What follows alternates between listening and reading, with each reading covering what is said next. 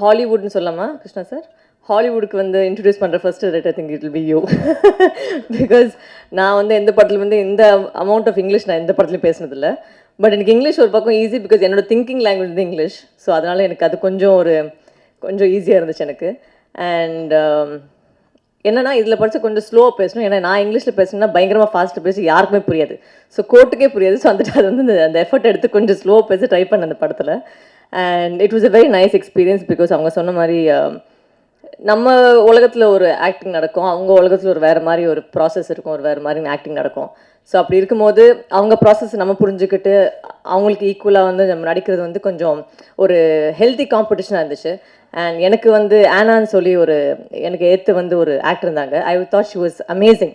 ஏன்னா அவங்களுக்குள்ள எனக்குள்ள ஒரு சின்ன ஒரு போட்டி மாதிரி நடந்துருந்துச்சு. And that was I think அதுதான் வந்து அந்த படத்துக்கான அந்த ஃப்ளேவரே. பிகாஸ் 2 லாயர்ஸ் வந்து அவங்க எதுக்கும் போது அந்த ஒரு டென்ஷன் தான் கிரியேட் பண்ணுறது தான் வந்து அந்த படம். So I think here I want to say thanks to ஆனா. She gave me a lot of courage and challenge me also to be a better ஆக்ட்ரஸ்ன்னு சொல்லலாம்.